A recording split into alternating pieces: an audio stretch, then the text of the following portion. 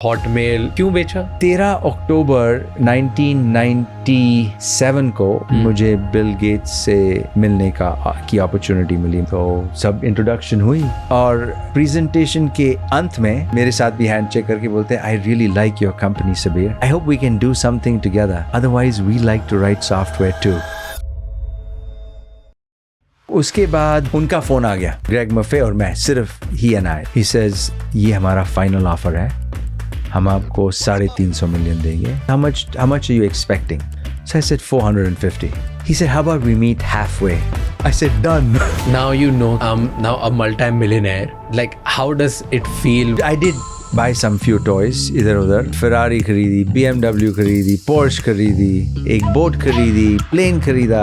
Came here, सब लोग I mean they had different attitude. Everybody wanted to marry me. आपने ना Apple में भी काम किया, राइट? हाँ जी। तो स्टीव जॉब्स में ऐसा क्या लगा आपको? Focus on one iMac.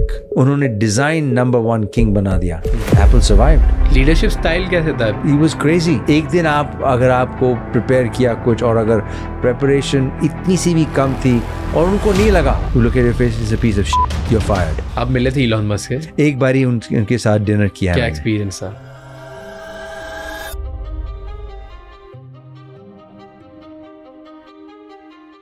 इस पूरे एपिसोड को स्टार्ट करने से पहले हमारे चैनल को सब्सक्राइब कर लीजिए, क्योंकि जितना आप सब्सक्राइब करेंगे उतना ही ज़्यादा ये बड़ा चैनल होगा और जितना बड़ा ये चैनल होगा उतने बेहतर गेस्ट हम आपके लिए ला पाएंगे, ताकि हम आपको और बेटर वैल्यू दे पाएँ।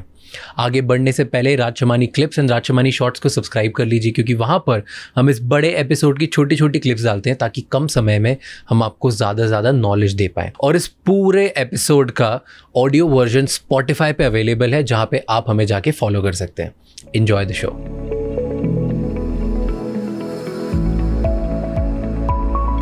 यू टेल मी कि कैसे हॉटमेल का आइडिया आया था first time? That was your first instinct, if I want to say this that way. बिल्कुल। It was a huge success. बहुत सारे good things, bad things, rumors सब हुआ, but overall it was one of the biggest successes for an Indian and very early. So Hotmail, पहले तो ये बता, नाम Hotmail क्यों रखा? Hotmail हमने 10 या 20 नाम लिखे पेपर पे, blaze mail, speed mail, post mail.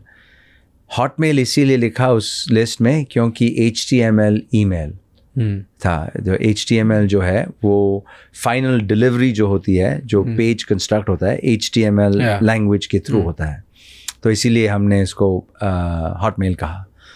तो that stood out amongst 20-30 different possibilities. और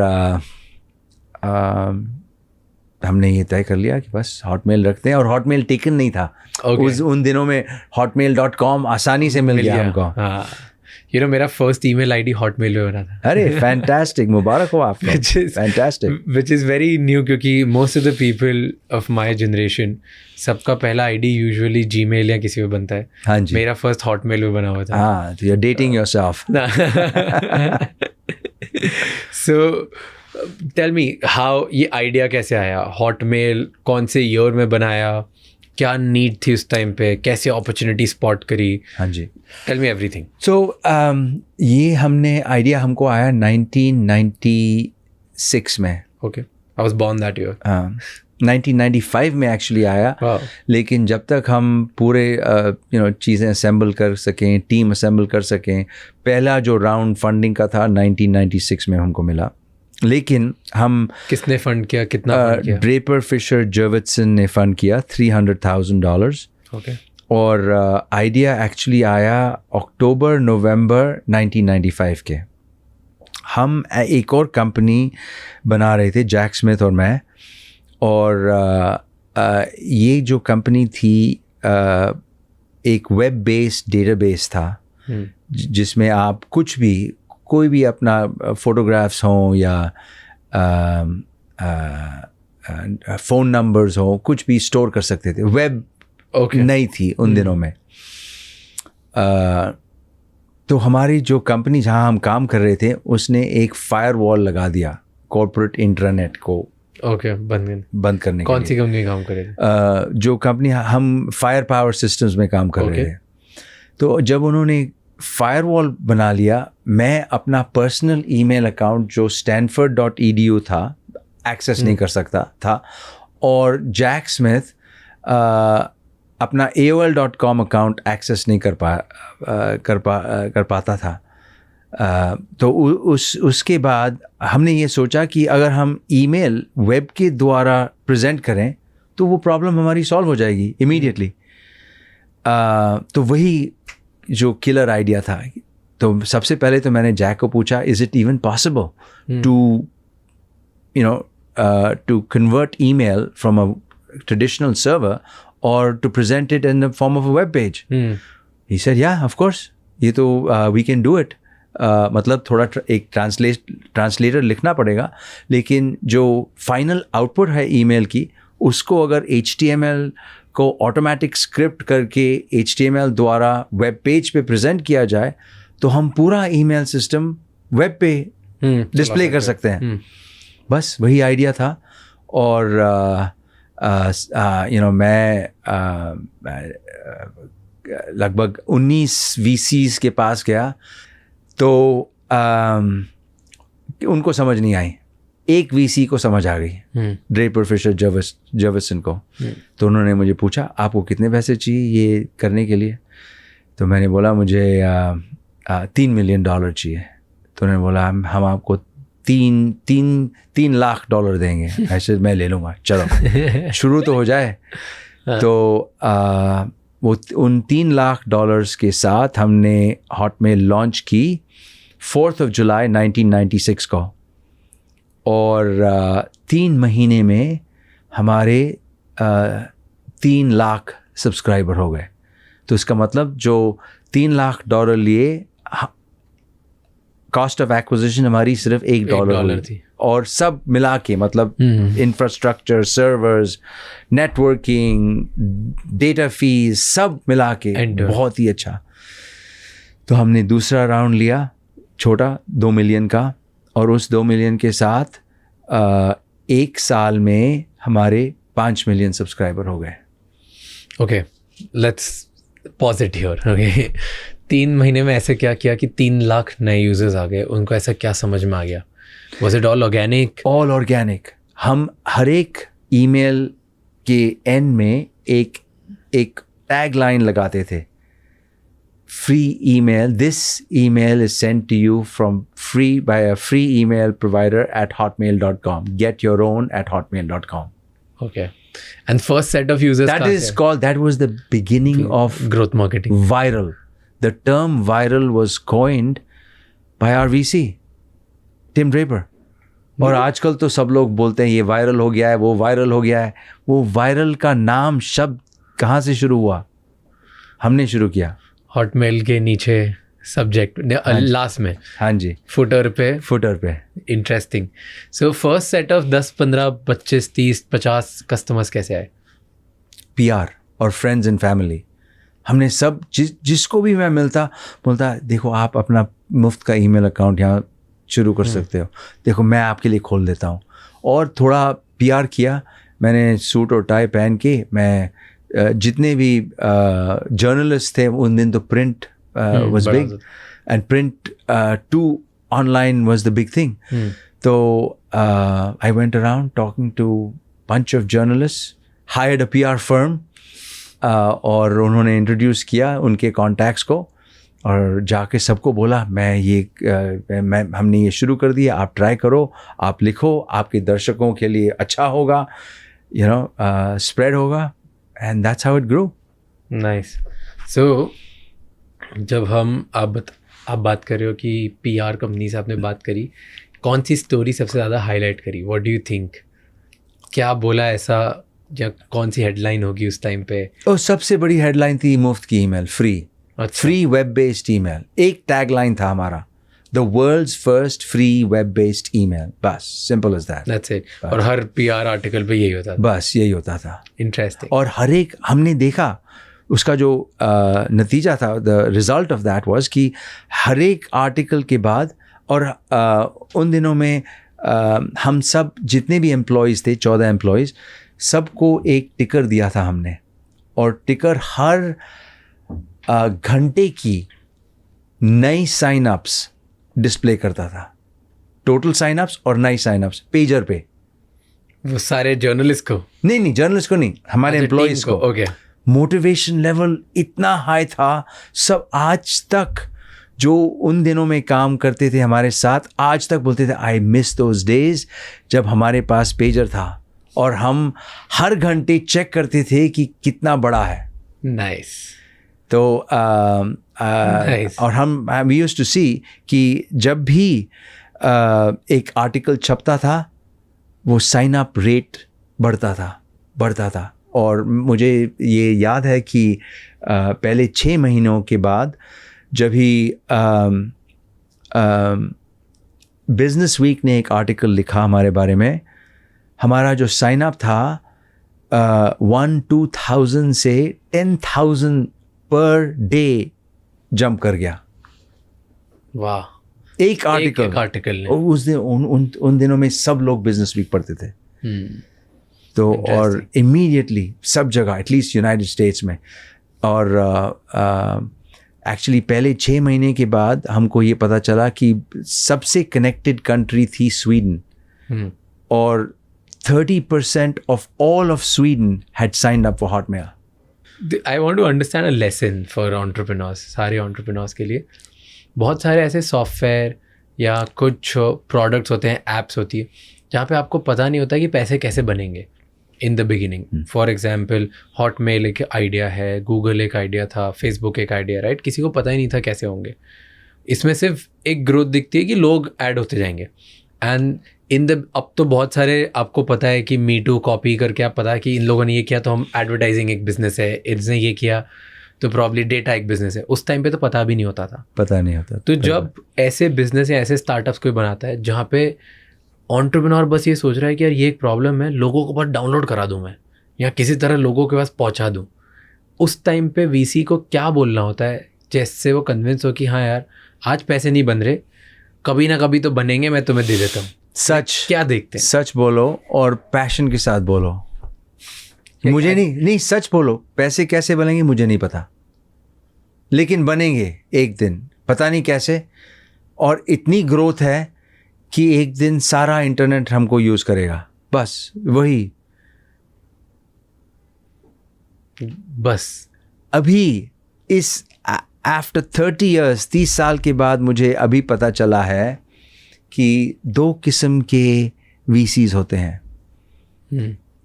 यहाँ पर इंडिया में जितने भी वीसीज हैं वो वीसीज नहीं हैं, मैं आपको बताता हूँ। वो पीई माइंडसेट है उनका। उनको पैसे बनाने हैं बिकॉज उन्होंने कभी वायरल कंपनी शुरू नहीं की है, सिर्फ पैसा गिनते रहते हैं, बस उनको पैसा गिनना आता है। बीन काउंटर्स, इलॉन मस्क इनको बीन काउंटर्स कहता है। दूसरे वीसीज हैं जो इंस्टिंक्ट पे काम करते हैं कि पता नहीं क्या है, कुछ इंट्यूशन है कि ये एक दिन बहुत बड़ी कंपनी होगी और हम फंड करते जाएंगे, कोई बात नहीं, ग्रोथ है ना, ग्रोथ। वो जो माइंडसेट है वो वीसी माइंडसेट है। ट्रू वेंचर है।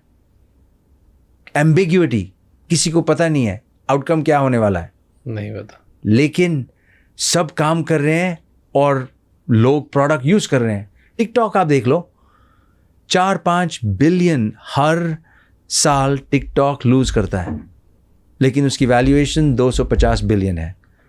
एंड क्यों होती है ऐसी? सिर्फ ग्रोथ कि एक दिन बनेंगे।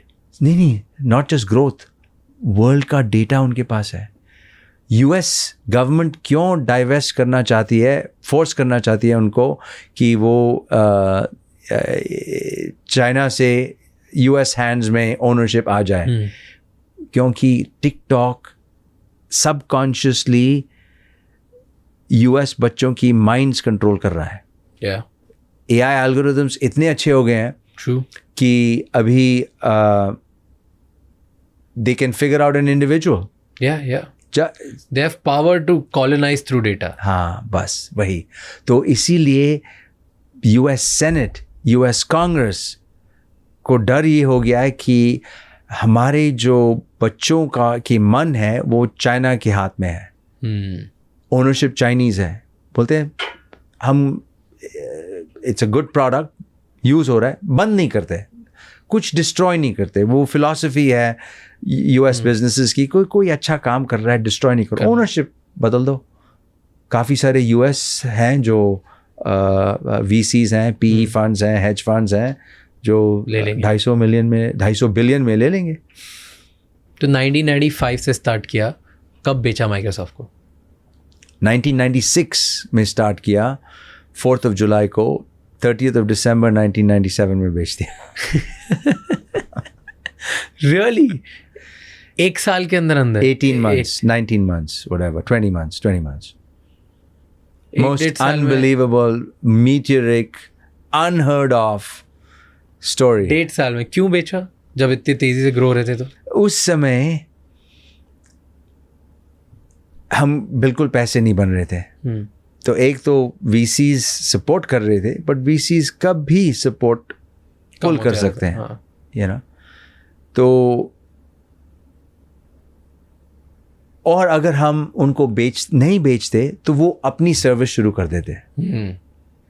अभी आप ही सोच लीजिए, आपको थोड़े पैसे कमाने हैं और माइक्रोसॉफ्ट के साथ पार्टनर करना है या उनके अगेंस्ट compete करना है, और कब भी VCs सपोर्ट विड्रॉ कर सकते हैं।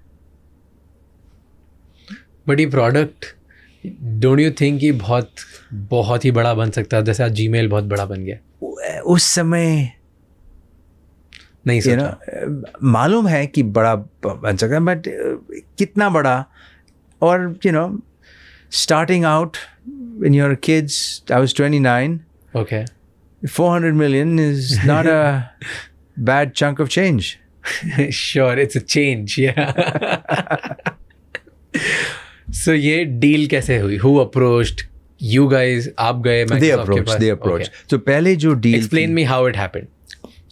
पहले जो डील थी वो उनके 3 मिलियन माइक्रोसॉफ्ट नेटवर्क सब्सक्राइबर्स थे। और उनको दिक्कत हो रही थी ईमेल प्रोवाइड करने करने को टू दोज 3 मिलियन सब्सक्राइबर्स। तो हम 5 मिलियन तक तो पहुंच गए, उस समय पहुंच गए थे। तो एक माइक्रोसॉफ्ट की टीम ने मुझे कांटेक्ट किया और बोला ये जो नंबर आप पब्लिश कर रहे हो, ये 5 मिलियन, ये सही फिगर है कि नहीं? नहीं बिल्कुल सही है। अच्छा, आप अगले हफ्ते या उसके बाद फ्री हो, हम आपसे मिलना चाहते हैं। सो ऐसे आ जाओ। वो 12 लोगों के साथ आ गए। उन्होंने बोला हमको समझना है ये कैसे होता है, आप कैसे करते हो, आप कौन से इंजीनियर्स इस पे काम कर रहे हैं। मैंने बोला पहले तो NDA साइन करो। फिर उसके बाद हम उनको बताने लग गए।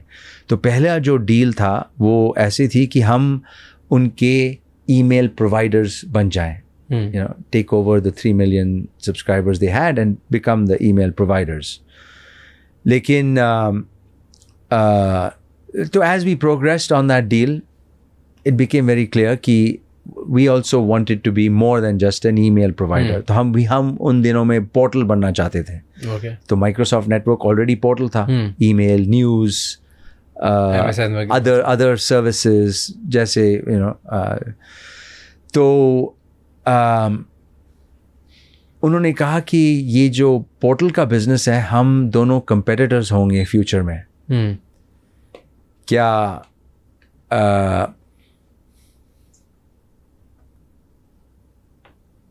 have you thought of maybe a partnership, with the two, an acquisition? तो मैंने बोला I haven't thought of an acquisition, but for the right price I can think of anything. तो 13 अक्टूबर 1997 को मुझे बिल गेट्स से मिलने की अपॉर्चुनिटी मिली। उन्होंने मुझे रेडमंड बुलाया और कहाँ बुलाया? रेडमंड, सियाटल, रेडमंड हेडक्वार्टर्स है माइक्रोसॉफ्ट। ओके। और वहाँ पर हमको एक प्रेजेंटेशन नहीं दी, हमको एक्चुअली खाना खिलाया। उसके बाद कैंपस दिखाया। हम्म 42 बिल्डिंग्स थी उनकी, 42। 42 हाँ जी, buildings. हाँ जी। और हर एक बिल्डिंग में 1000-1500 लोग काम कर रहे थे। मतलब इंटिमिडेशन फैक्टर तो बहुत ज़्यादा था। और मेरी पूरी कंपनी 60 लोगों की थी, 60। फिर ये सब बिल्डिंग्स दिखाने के बाद हमको बिल गेट्स को मिलाने उनकी ऑफिस ले गए। हम्म तो सब इंट्रोडक्शन हुई एंड everybody introduced themselves। तो मुझे बिल गेट्स बोलते, I am Bill Gates. I know who you are. तो वो जाके अपने सोफ़ा पे बैठ गए और सब जगह देखने लग गए। मतलब विंडो के बाहर, यहाँ, ऊपर, नीचे, मेरी तरफ नहीं देख रहे थे। उन्होंने बोला आपकी कंपनी के बारे में बताओ। तो मैंने जब ये शुरू किया वो सब जगह देख रहे थे। तो मुझे एक्चुअली बहुत अनकंफर्टेबल फीलिंग हुई, जैसे आप मेरी आंखों को देख रहे हो। आई नो कि you are acknowledging whatever I am saying. और ये सब जगह दूर देख रहे थे, मेरी तरफ नहीं देख रहे थे। तो वेरी डिस्कंसर्टिंग था। लेकिन कोई बात नहीं, मैंने ये प्रेजेंटेशन इतनी बार VCs के सामने कर चुका था कि मैंने बोला कोई बात नहीं, आई विल कंटिन्यू दिस। और प्रेजेंटेशन के अंत में उन्होंने सब कुछ सुन लिया था। फिर उन्होंने क्वेश्चंस पूछने शुरू किए एक करके, और सब आंसर्स मेरे पास थे। तो ही हैड हर्ड एवरीथिंग। फिर उसके बाद what if this, how much can it scale, कितना बड़ा हो सकता है, कोई हिकअप्स तो नहीं आ सकते, ये हो सकता है, वो हो सकता है, सब के आंसर्स थे। इंस्टिंक्टिवली उनको पता चल गया कि ये बड़ी कंपनी हो सकती है, you know, it can scale with the web. तो उन्होंने बोला अच्छा ठीक है, everything I have heard, okay this is good. तो हम जब भी बाहर जा रहे थे हर एक से हैंडशेक किया। और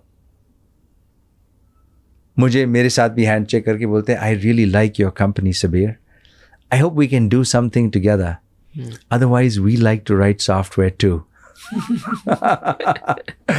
फिर मैं जाके एक नेगोशिएटिंग रूम में 14 माइक्रोसॉफ्ट नेगोशिएटर्स बैठे थे दूसरी साइड पे, और 3 हम थे।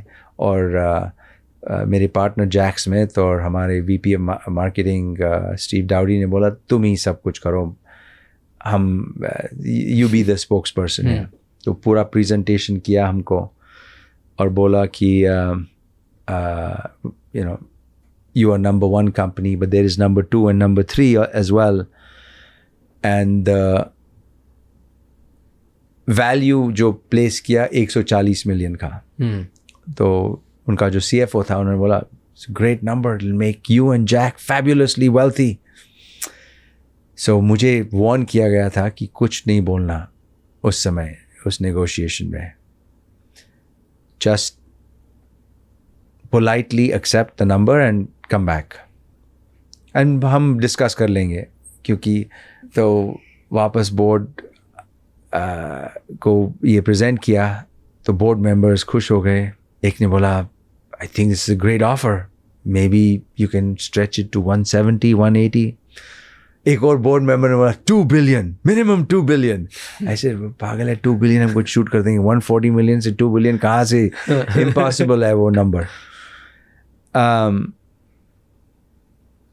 तो हमने काइंड ऑफ एवरेज ये अराइव किया कि 400-500 की बेच सकते हैं अप्रॉक्सीमेटली, इंस्टिंक्टिवली।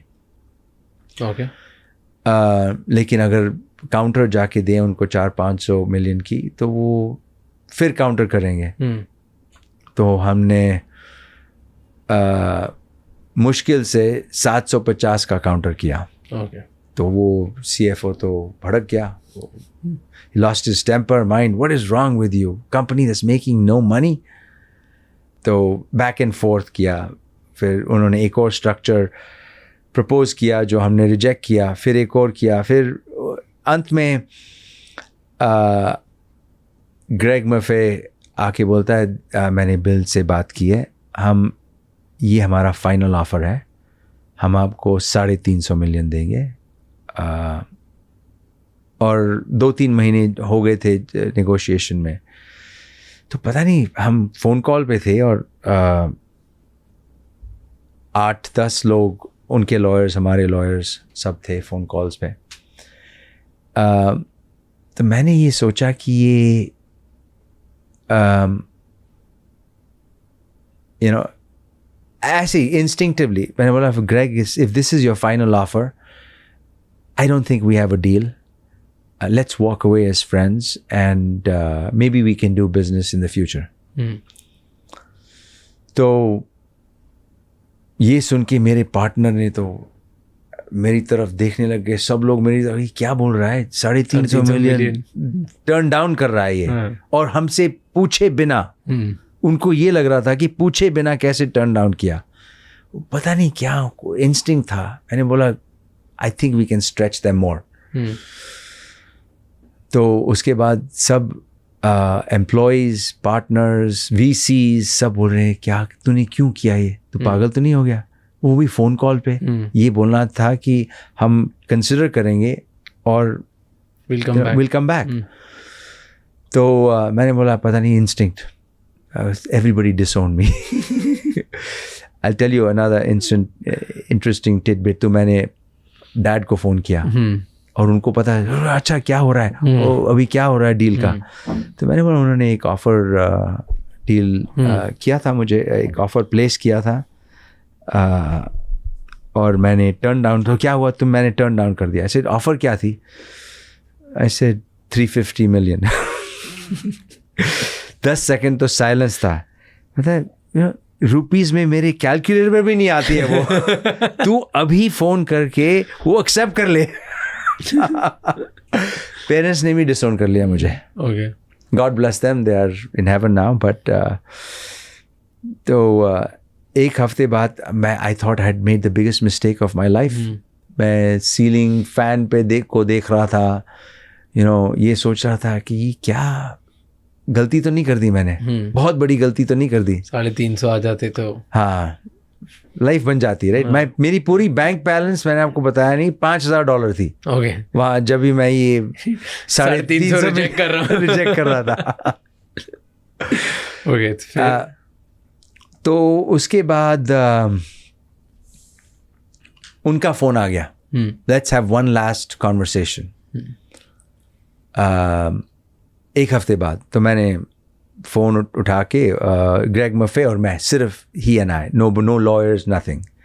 ही सेज, सो मेरा जो काउंटर ऑफर था उनको 450 का था। तो फ़ोन उसका आया? नहीं, फ़ोन उसका आया। उसे how much do you want, sorry, phone उसका आया, how much are you expecting, let us know. So I said 450. He said, how about we meet halfway? I said, done. Right? Oh, phone पे बोल दिया, done. Without any hesitation. Because ये back story जो एक हफ्ते की थी, it had scared me.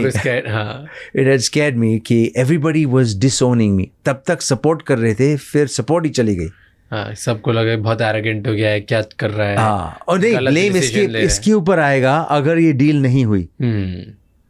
तो फ्यूचर भी अनसर्टन था, जाके VC से फिर और पैसे रेस करना, ये करना, वो करना, बहुत प्रेशर लग रहा था। तो मैंने एक्सेप्ट कर लिया 400 मिलियन। तो वैसे ही, that's how the deal went down. And what was the deal? मतलब 400 मिलियन कैसे होती है? अगर एक बार बोल दिया क्योंकि 400 मिलियन में आपको हम एक्वायर करेंगे, तो क्या एक्वायर करते हैं, क्या कैश देते? All we wanted stock deal.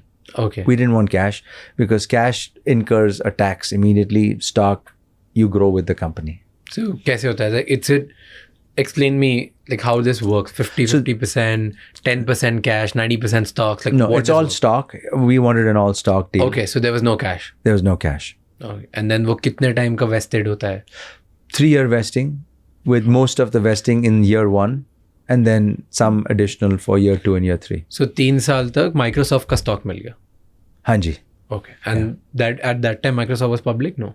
Yeah, of course, Okay. public, very well public. And so public company का स्टॉक मिल गया 3 साल का and all 400 million for everybody. Yeah. VCs, you, Yeah, everybody, सबको. everybody, Okay, everybody, full stock deal. everybody. Life was made. People bought their homes, cars, boats, yachts, planes, everything. Okay, so everything was sorted. And in 400 million, how much did you guys make as founders? Good amount. Good. Okay, Like that you can't 50% was between do. The founders. the founders. Oh.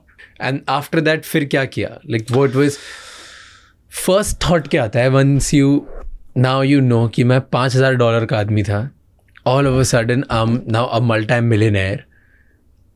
Like how does it feel? What changes in life? What do you even think? Nothing. I mean, little bit. You know, you can buy anything and everything. And I did buy some few toys. इधर उधर. क्या toys? Like tell me like what happens? I want to know what happens after. एक apartment खरीदा बहुत अच्छा, paint house अब तक है मेरे पास. फिर Ferrari खरीदी, BMW खरीदी, Porsche खरीदी. Some like all three. fancy toys. हाँ, toys थे. एक boat खरीदी, plane खरीदा. But सब I've given everything up. I mean, I've got kids and I don't use it. I have a yacht which I don't use. So I mean, life has come full circle, but I have experienced everything. All this.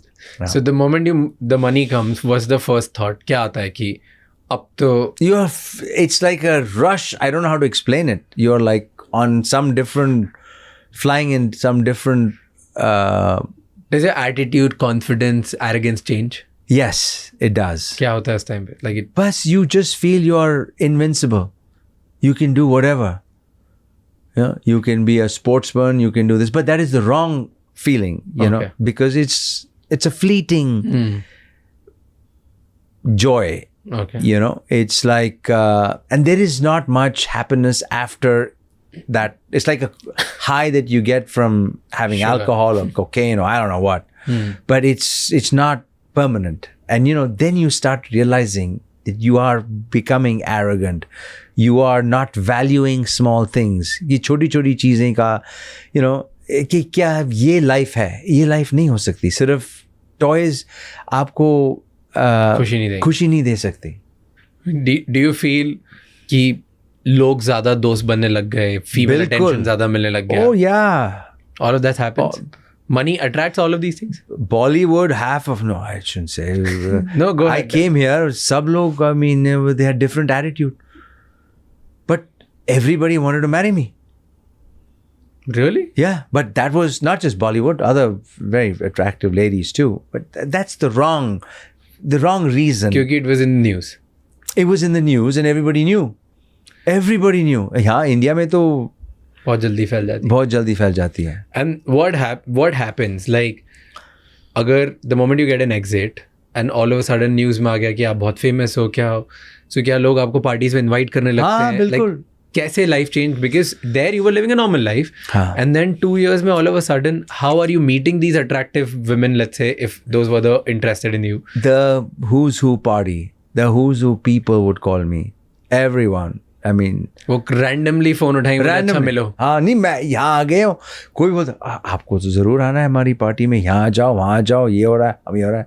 And when you're young and single, you're like, why not, right? चलो अब तो घूमो हर जगह. And then you started going to all these parties and you would be like the hot talk in the party. Not just parties, even restaurants in Mumbai. कहीं पर भी जाता Olive, they would clear the table even if I was waiting. No wait, immediate. मतलब I was on different kind of. So this attitude changes of the world without even you knowing कि मैंने किसी को बताया भी नहीं है. बताया भी नहीं है. So people just know. People just know. Why I'm asking this, very important, because most of the young men I meet, most of them, उन लोगों का आइडियल अगर उनसे पूछना, जो सिंगल या अकेले जिनकी अभी कोई वैल्यू सिस्टम बनी नहीं है, people are in their 20s, and उनसे बात करो कि अच्छा आइडियल वर्ल्ड क्या है, तो मतलब आइडियल सिनेरियो कैसा होगा. दे आर लाइक ओके, मेरे को फरारी पोर्शे चाहिए, मेरे को एक पेंट हाउस चाहिए, and I need the hottest of the hottest star to date me or marry me or something like that, and then want to build a great family. Like this is, इस पे ख़त्म हो जाती है. People in when they are young specifically, तब वो value system की बात नहीं करते हैं, वो बोलते हैं सारी glamorous चीज़ों की बात करते हैं. So you lived that life and found it was empty. Yeah, you found that it was empty. What was not serving you? कि कार चलाने में मजा नहीं आता? नहीं, चलाई, तेज भी चलाई, कि उसके बाद क्या, कितना चला लोगे? I have a yacht right now. I take it out once a year maybe. Okay, experience हो गया, उसके बाद क्या? पड़ी रहती है तो दूर से बहुत सेक्सी दिखता है. Outside the grass is always greener on the other side. लेकिन इसमें the Hindu philosophy is correct. माया है ये. I have been there, done that, and realized कि है. Most people are aspiring to, they don't know. They would love to. But I already did, and I realized कि ultimately जो satisfaction मिलती है वो human relationships में मिलती है. This was the personal life part. What did you do with the money that came out? किस में इन्वेस्ट किया? एंजल इन्वेस्टिंग बहुत सारी कंपनीज में किया. 10 साल कुछ और बनाया कि और बना. पॉजिटिव एग्जिट्स भी थी 2-3. एक आयरन पोर्ट थी, एक और कंपनी थी जो Xilinx को बेची. एक बायोटेक कंपनी में इन्वेस्ट किया जो अभी तक चल रही है और प्रॉमिस बहुत है. Some successes, some failures, but all in all good. Some real lost opportunities. मैं आपको बता सकता हूँ, एक अपॉर्चुनिटी थी. We could have been the WhatsApp of India, not just India, of the whole world. 2011 में हमने एक कंपनी शुरू की. 2009-10 में 11 में एक्चुअली फर्स्ट प्रोडक्ट आया, जैक्स्टर SMS करके, जो व्हाट्सएप की तरह not just app to app but app to outside termination भी अलाउ कर रही थी. उस समय मैसेज डायरेक्ट भी भेज सकते थे और ऐप पे भी कर सकते. हाँ, डायरेक्ट टेक्स्ट मैसेज भी भेज सकते थे आप. तो हमने जब लॉन्च की, व्हाट्सएप का जो पूरा यूज़र बेस 5 मिलियन था, 3 महीनों में हम 1.5 मिलियन पहुंच गए और ऐसे ग्रो कर रहे थे. TRAI ने हमको नोटिस भेज दिया कि ये तुम स्पैम कर रहे हो. हम स्पैम नहीं कर रहे. मैसेज जो ओरिजिनेशन है वो एक यूज़र कर रहा है और टर्मिनेशन कोई दूसरा मोबाइल यूज़र कर रहा है. हम इसमें कोई रियल एस्टेट डील नहीं बेच रहे, कोई कुकीज़ नहीं, कुछ नहीं बेच रहे, सिर्फ पर्सन टू पर्सन फैसिलिटेट कर रहे हैं. नहीं, तुम स्पैम कर रहे हो, पहले शट डाउन करो फिर बात करते हैं. 3 महीने में जब हमने शट डाउन किया और उन्होंने बोला हमको एक्सप्लेनेशन दो कि क्यों स्पैम नहीं कर रहे हो, मैं 6 महीने और वेट किया. वो 5 मिलियन से 10 मिलियन हो गए. They took the cake. Lost opportunity. That's it. So यहाँ पर जो लॉज है ना, लोगों की जो अंडरस्टैंडिंग है वो स्टार्टअप फ्रेंडली नहीं है इंडिया में. हाँ, वो चेंज करनी चाहिए. जैसे आप ऊबर को देख लो. हमने ऊबर के बारे में बात की. Uber broke every taxi cab regulation on the planet. But in the US, the governments looked the other way क्योंकि employment generate कर रही थी और नया आइडिया है. ट्राई करने में क्या जाता है, एक दिन बड़ी हो सकती है. सो वो वहाँ की जो गवर्नमेंट्स हैं, लोकल गवर्नमेंट्स हैं, सिटीज़ हैं, वो डिसरप्शन फ्रेंडली हैं, वो स्टार्टअप फ्रेंडली हैं. I have an important question here. India में बहुत सारे स्टार्टअप्स एक्वायर क्यों हो जाते हैं या कोशिश करते हैं कि हम एक्वायर हो जाएं? डू यू थिंक कि इंडिया में वो इकोसिस्टम नहीं है या इंडिया पे इतना कोई बुलिश नहीं कि पैसे देते ही जाएगा एंड तक? Comparing an apple to apple, if that's a comparison, let's say Flipkart and Amazon, right? Amazon ने 17-18 साल तक कोई पैसे नहीं कमाए एंड फिर उसके बाद उन्होंने स्टार्ट किया बनाना और तब तक वो बर्न करते रहे. सेम विद फ्लिपकार्ट ने ट्राई किया कि हम बहुत बड़ा बनेंगे और फिर एक टाइम पे वॉलमार्ट को आखिर बेच दिया. And I had an opportunity to talk to CEO of Flipkart recently and उन्होंने बोला कि द रियलिटी वाज कि फ्लिपकार्ट तो बनाना चाहते थे बहुत बड़ी कंपनी, पर उनके पास कोई ऑप्शन नहीं था बेचने के अलावा, क्योंकि उस टाइम पे उनका कोई पैसा ही नहीं दे रहा था कंपनी चलाने के लिए, और पैसा चाहिए था, सो they had to cell.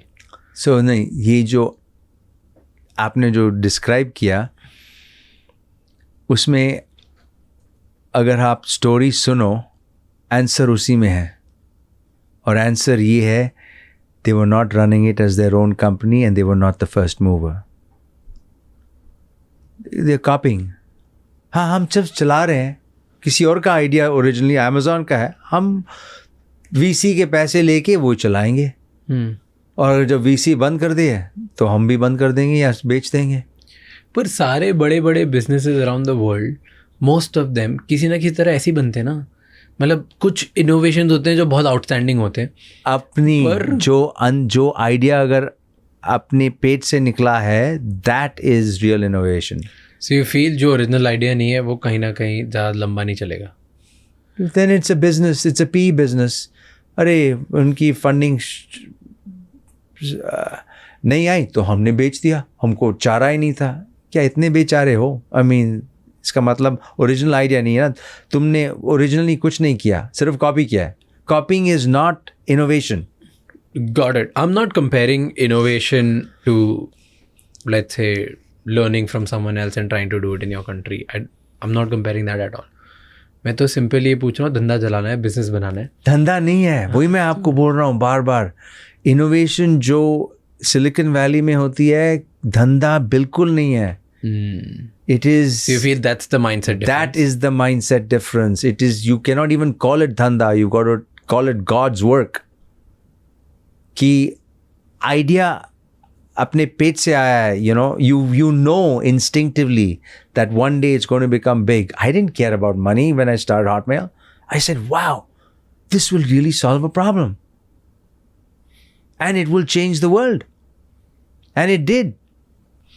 So you're saying, जैसे ब्लैकबेरी ने एक फ़ोन बनाया तो एप्पल ने उसको देख के उसके ऊपर फ़ोन बेटर बना दिया. बोला ये इसमें शॉर्टकमिंग्स क्या है, ये तो मोबाइल फ़ोन है, लेकिन एक कंप्लीटली नया इंटरफेस करेंगे जिसमें म्यूज़िक भी डाल देंगे, फ़ोटोज़ भी डाल देंगे, और इंटरफेस भी अच्छा होगा. सब लोग बोल रहे हैं कि हम तो एडिक्टेड हैं इस कीबोर्ड से. सब लोगों ने छोड़ दिया ना. 3 साल में ब्लैकबेरी मर गई, बिकॉज ओरिजिनल आइडिया था और बिलीफ था एप्पल को. बिलीफ सबसे बड़ी चीज इनोवेशन में, सेल्फ बिलीफ की है. Okay, I have a question कि इंडिया के जो ब्राइट माइंड्स हैं वो यूएस क्यों चले जाते हैं? जैसे सुंदर पिचाई, सात्या नडेला, ये वहाँ पे जाके क्यों इतना ज़्यादा? सिस्टम वैसे बहुत अच्छा है, बहुत अच्छा है. और यहाँ पे ऐसा हम इकोसिस्टम कैसे बना सकते हैं? वही मैं बोल रहा हूँ ना, क्रिटिकल थिंकिंग से. एक तो वो शुरुआत से, और दूसरा है कि वो उन्होंने खुद इनोवेशन नहीं किए, वो मैनेजर्स हैं. सुंदर Pichai. But why does like great managers then move out of the country? What do you think? What's the reason? बस वो मैं क्यों गया वहाँ पर? अपॉर्चुनिटी मिली कि यहाँ पर वहाँ पर पढ़ने की अपॉर्चुनिटी मिली. I went to Caltech and Stanford, तो वहीं पर ही दुनिया बन गई. हाँ. But I want to change. I want to teach people here how to think critically. मैं बोल रहा हूँ ना, वो कोर्स, शोरील का जो कोर्स है, अगर लोग लें, ऑटोमेटिकली क्रिटिकल थिंकिंग आ जाएगी. और from critical thinking is are born great companies and great ideas. नहीं तो अभी की जितनी भी हमारी जो एजुकेशन है, वो एक्चुअली यहाँ पर नहीं, सब जगह आउटडेटेड है, बहुत आउटडेटेड है. इंडिया में तो एक्सट्रीमली आउटडेटेड है. जो लोग ओरिजिनल थिंकर्स होते हैं एंड वो क्रिटिकल थिंकिंग करने के बाद ओरिजिनली स्टार्टअप्स बनाने की भी कोशिश कर रहे हैं इंडिया में, क्यों मैक्सिमम लोग फेल हो जाते हैं? Why entrepreneurs fail? ऐसा क्या गलत करते हैं स्टार्टअप फाउंडर्स? कोई पैटर्न देखा है जहाँ पे वो फेल होते हैं? बहुत सारी चीज़ें, नॉट वन टू. फेल, एक तो फेल शब्द ही गलत है. I'll tell you why. Silicon Valley में 99 out of 100 companies fail. It is it's not disrespectful, no black mark to fail. Yeah. Try किया? नहीं हुआ. और crazy ideas भी try किया. Elon Musk देखो कितने crazy ideas try करता है. Boring company, Neuralink, control this thing. अगर चल गया तो दुनिया बदल जाएगी। उसने किया है ना इलेक्ट्रिक व्हीकल से। सब लोगों ने बोला इलेक्ट्रिक व्हीकल्स चल ही नहीं सकती, कोई इंफ्रास्ट्रक्चर नहीं है, चार्जिंग नहीं है, ये नहीं है, वो नहीं है, ये सब दे कैच फायर इमीडिएटली। इसीलिए उसको इतना अच्छा वैल्यूएशन मिला। यहाँ पर सब पैसों की बोलते, कितना जल्दी प्रॉफिटेबिलिटी मिलेगी, वो अभी तक 20 साल बाद अभी तक प्रॉफिटेबल नहीं है। लेकिन इंस्टिंक्ट है और बिलीफ है, और सारी दुनिया ने ये स्टोरी बाय कर ली है कि एक दिन हम सब इलेक्ट्रिक कार्स चलाएंगे। बस वही, मतलब वही डिफरेंस है थिंकिंग की। वहाँ पर लोग फ्यूचर की सोचते हैं, यहाँ पर लोग पैसे की सोचते हैं। आपको लगता है कि जो स्टार्टअप फाउंडर्स हैं उन्हें अगर कोई ओरिजिनल आइडिया उसके लिए रेस करना है तो उसे यूएस जाके रेस करना चाहिए for original ideas which are maybe? हाँ, मोस्ट लाइकली। यहाँ के तो वीसीज डरपोक हैं। Sorry, VCs. I mean, truth is truth. Are you friends with VCs here? I don't. I am friends. I have very good friends who are VCs. But, you know, I'll tell you, please, no offense. I don't want to offend anybody. I'm just telling the truth. कि वो, क्योंकि उन्होंने खुद ऐसी ground breaking technology कभी नहीं की है, इसीलिए। You feel that's a fundamental difference between They are US VCs and India? They are PE सब investors. analysts थे यहाँ पे। They are PE investors. उनको पैसा लगाना है, और कितने मल्टीपल एक्स हैं, और ये what is that games they say, musical chairs खेलते हैं। चलो इसको बेच दो, इसको बेच दो, नेक्स्ट। अरे कोई तो खरीद लेगा। You touched Elon Musk as a topic. आप मिले थे Elon Musk से? एक बारी उनके साथ डिनर किया। क्या एक्सपीरियंस था? एक्सेंट्रिक है। क्यों मिले थे, क्या डिनर किया? उन्होंने अपनी कंपनी भी बेची थी और मैंने भी अपनी बेची थी, और हम दो हमारे एक कॉमन फ्रेंड है क्रिस, उसने हमको इंट्रोड्यूस किया। तो उस समय वो X.com शुरू कर रहे थे, जो पेपैल के साथ मर्ज हो गई। और उन्होंने जो इंटरनेट सर्च इंजन अल्टा विस्टा को बेची थी। तो वो टेक्नोलॉजी के कटिंग एज पे रहे हैं ऑलवेज, यू नो। और उन्होंने बहुत ही बोल्ड स्टेप लिया कि जो यू नो SpaceX और दूसरा, और देखो SpaceX भी, उन्होंने वो पहले उनको दिलचस्पी थी रॉकेट्स में। रियल स्टोरी SpaceX की ये है कि वो SpaceX के नासा के 2-3 साइंटिस्ट से मिले, और उनको बोला अगर हम you know government organisations heavily loaded हैं, इनएफिशिएंट हैं, अगर हम कंपनी एक बनाएं जो हम आपकी जो की पर्सनल साइंटिस्ट के साथ रॉकेट्स बनाए जो 10% चीपर हो गवर्नमेंट के लिए, क्या गवर्नमेंट वो कॉन्ट्रैक्ट देगी? गवर्नमेंट हाँ हम देंगे। See this is how governments are progressive है कि एफिशिएंसी, कॉस्ट एफिशिएंसी है, आप कर सकते हो तो करो, हम नहीं कर सकते, हमने इतनी कोशिश की है। बस उसी मॉडल से उन्होंने टॉप साइंटिस्ट लिए, मतलब उनकी जो वर्कफोर्स का सिर्फ 10% मोर एफिशिएंट बनाना था उनके, 10 क्या 50% आप एफिशिएंट बना सकते हो। एयर इंडिया को देख लो, बस वही छोटे से चेंज के बाद उन्होंने बना दी, और वही गवर्नमेंट को जाके बेच दी, और बेचते हैं अभी लॉन्चेस, पेलोड लॉन्चेस जो हैं स्पेस में होती हैं। Got it. एंड एक जगह आपने बोला है कि टेस्ला चलता फिरता कंप्यूटर है।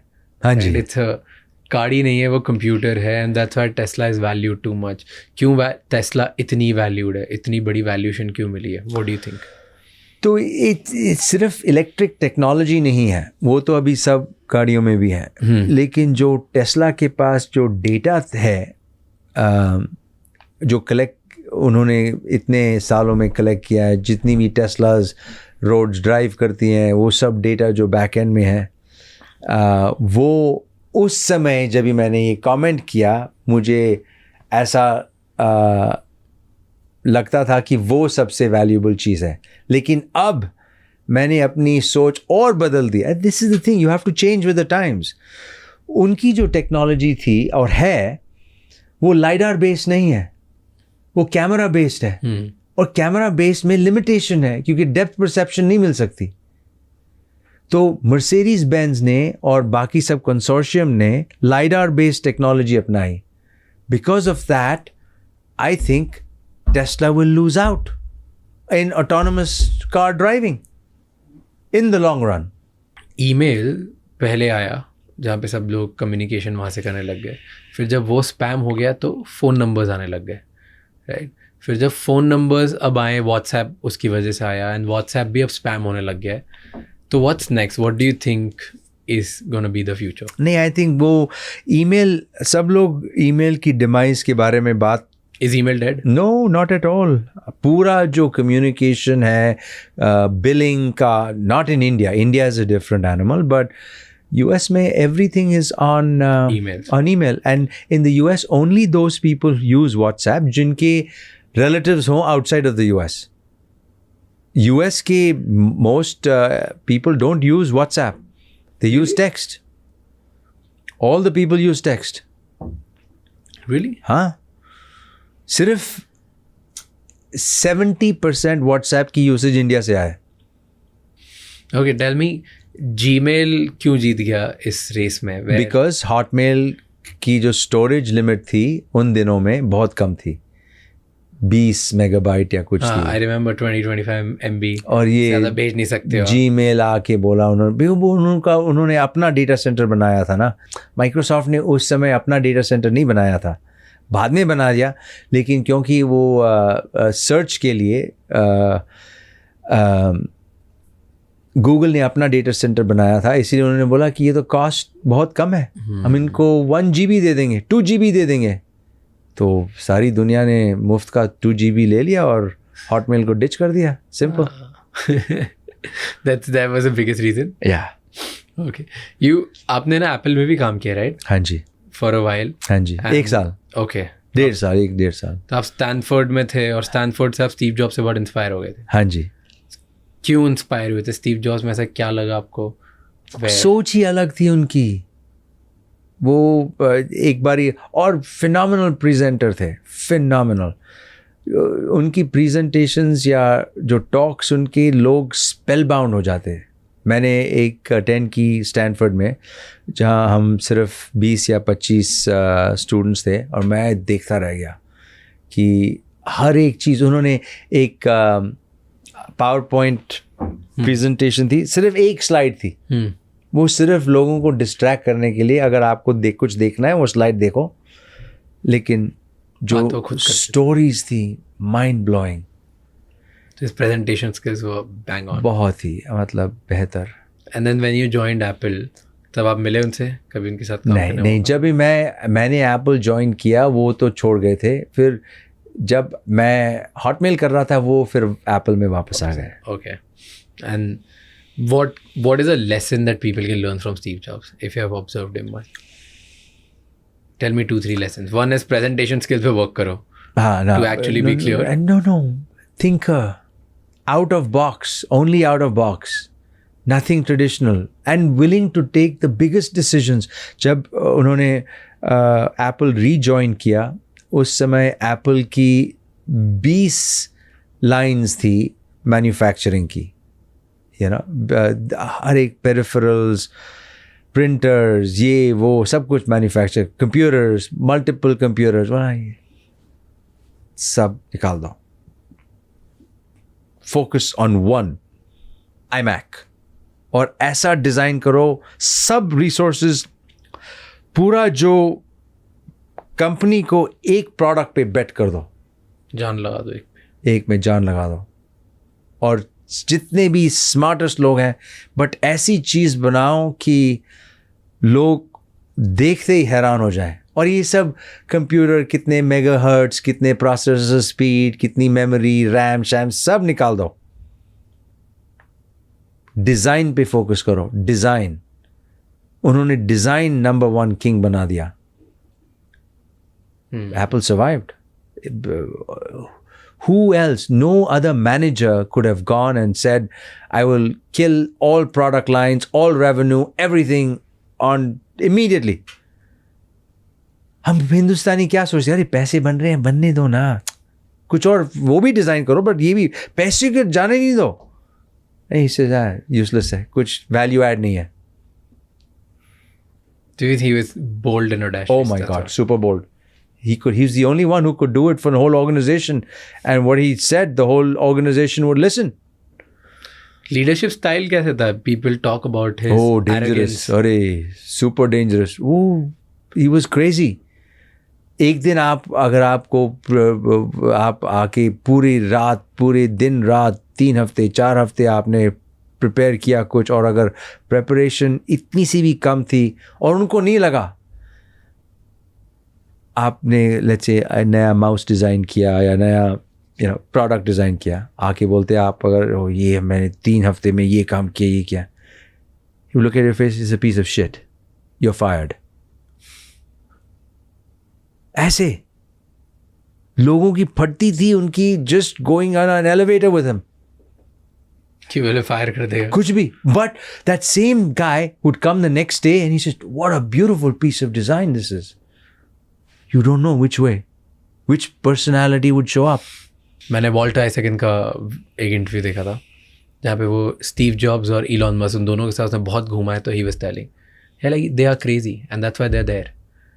दे believe in a style called my way और highway. Once I have achieved that, और मैं वो प्रोजेक्ट पूरा करके एक ऑटोमेटेड पोजीशन तक नहीं पहुंचाते था, तब तक तो मैं जो बोलूँगा वो करो. And I will be so brutal, I will hold you to such high standard जो प्रॉब्लम मेरे भी नहीं है, बट मैं आपको मेरे से भी ऊपर होल्ड करूँगा. एंड दैट इज़ हाउ वो अचीव कर पाते हैं वो kind of. So it is good for an organization. Why? I'll tell you why.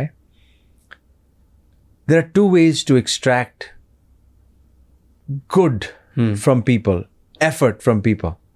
एक रास्ता है कि तुम उनको कैरेट दिखाओ, दूसरा रास्ता है स्टिक दिखाओ. ये दोनों स्टिक दिखाते हैं. इसका मतलब ऑर्गेनाइजेशंस जो एम्प्लॉयज़ काम करते हैं वो अपनी जान दे देते हैं. मतलब उनको मालूम है कि अगर उनको रिपोर्ट प्रिपेयर करनी है, वो रिपोर्ट 10 बारी पढ़ेंगे, एक भी कॉमा नहीं मिस होना चाहिए, एक भी फुल स्टॉप नहीं मिस होना चाहिए. वो फुल स्टॉप और कॉमा पे आपको फायर कर देंगे. तो वो एक मैनेजमेंट स्टाइल है जो लार्ज ऑर्गेनाइजेशंस में अच्छी आउटपुट क्रिएट करता है. एक है. दूसरा है carrot style. Which is who? Give me an example of Bill Gates. But if you hear about Bill Gates in the beginning he was also obsessed maniac, just trying to build something crazy. No. It's a very good man. He was rewarding from day one. Yeah. He wouldn't fire people. He wouldn't demean people. He would just tell them, go and do it again. And you better, make sure that the next time around it's done correct. एक और chance दे देते हैं अगर कुछ mistake हो गई, और that's okay. We are humans, right? Inspire. Give me example. जैसे बिल गेट्स से एक एग्जाम्पल दिया, कौन ऐसे कंपैशनल लीडर्स हैं जिन्होंने बहुत एक्सेप्शनल कंपनीज बनाई है? Tim Cook. He joined later. हाँ, later. मतलब शुरुआत से फाउंडर्स. अच्छा, फाउंडर्स 3-4 फाउंडर्स जिन्होंने एक्चुअली बहुत बड़ा काम किया है, वो compassionate, and from day one उन्होंने बोला है कि ठीक है. Sergey Brin and Larry Page. Yeah, were they compassionate? Very, very. Yeah. I mean, they were not like very, very brutal with execution and they didn't need to be brutal. They had the best mousetrap on the freaking planet, right? I mean, it's then there are, others, the guys who started Stripe, good guys, very good place to work, fantastic. Interesting. So there are examples. Of course, full of them. Oh, the guys who started Roku, very good company, doing very well. Netflix, fantastic. Oh, amazing culture. That's what people talk about in the world. Bas, वो देखो, tell me, Microsoft and Apple, you have worked in both the places, right? क्या culture में different था? I mean, both were very good at the time. Fantastic, both. Because difference क्या था culture में? Like, how is Apple different than Microsoft? क्यों दोनों अगर एक टेक्नोलॉजी कंपनी है तो क्यों Apple आगे? Apple more design oriented है. It's more sexy. हाँ, मोर सेक्सी। वो प्रोजेक्ट्स जो एप्पल में चलते हैं वो ऑल किस्म के, उस समय वो म्यूज़िक प्रोजेक्ट कर रहे थे, ये कर रहे थे, वो कर रहे थे। Microsoft mostly not hardware, software only. अभी उन्होंने सर्फेस में अपना डैबल किया है, उन्होंने वो माइक्रोसॉफ्ट स्टोर शुरू किए हैं, बट पहले नहीं। Got it. Okay, I have a couple of questions, right? First is India और US, कहाँ पे ज़्यादा ड्रीम लाइफ अचीव करना ज़ीरो से ज़्यादा डिफिकल्ट है या ज़्यादा ईजी है? इंडिया में ज़्यादा डिफिकल्ट है, no question. From zero to becoming hero India में डिफिकल्ट है? ड्रीम लाइफ आप? हाँ, ड्रीम लाइफ। ड्रीम लाइफ क्या? I mean, वो that's a big question. You define the dream life. Dream, क्योंकि मेरी answer that dream India life differ. तो दोनों जगह में ड्रीम लाइफ है, अब नाउ ऑफ कोर्स, हाँ। But dream life, let's say किसी को मल्टी मिलियनर बनना है, $10 million कमाने हैं, Oh. 100 करोड़ कमाने हैं। यूएस में ज़्यादा आसान है। इंडिया में अपॉर्चुनिटी है लेकिन इकोसिस्टम नहीं है। मार्केट है लेकिन फुली डेवलप्ड मार्केट नहीं है। मार्केट जो है, लोग बोलते हैं 1.4 बिलियन, वो बिल्कुल आप छोड़ दो, भूल ही जाओ। क्यों? वो 5-6 मेट्रोज में मार्केट है बस। बट इमर्जिंग मार्केट्स में पैसे बनते हैं ना? वो इन्वेस्टर्स के लिए बनते हैं जो not direct investment, not FDI, foreign institutional investors, because growth है। ट्रेडिशनल बिजनेसेस में लगा के ग्रोथ है, लोगों को क्लोथ करना है, फीड करना है, 10-15-20% तक मैक्स। हाँ, वो ठीक है। आई फील इंडिया में भी बहुत ज़्यादा तेज़ी से for small medium size entrepreneurs बहुत तेज़ी से अपॉर्चुनिटीज़ बढ़ते जा रही हैं, एंड ऐसी चीज़ें जो शायद इंडिया ने कभी देखी नहीं, और आप कहीं से लेके आओ और इधर बेचना स्टार्ट करो तो लोग खर्चा कर रहे हैं। फाइनली आफ्टर पैंडेमिक एक ट्रेंड आया है जहाँ पे लोग फैशन पे, लाइफस्टाइल पे, अपग्रेड पे, खुद की लाइफ अपग्रेड पे, खुद पे खर्चा कर रहे हैं, पढ़ाई में खर्चा कर रहे हैं। वहाँ पर भी हो रहा है, कभी नहीं था, दोनों जगह हो रहा है। But I think it's faster growing in India, right? The rate it is पहले कभी नहीं होता था। एक चीज़ जो अलग है, विच is very true, I am just learning it in the last 4 or 5 months, जो 18 to 35 year olds हैं, सारी दुनिया में उनकी सोच ही अलग है। मैं अभी, I am older generation already, they think differently and they think universally across countries, और यहाँ पर उनकी पॉपुलेशन ज़्यादा है तो नेचुरली यहाँ पर वो बिजनेस मॉडल्स ज़्यादा स्केल करते हैं, फास्टर। एग्जैक्टली।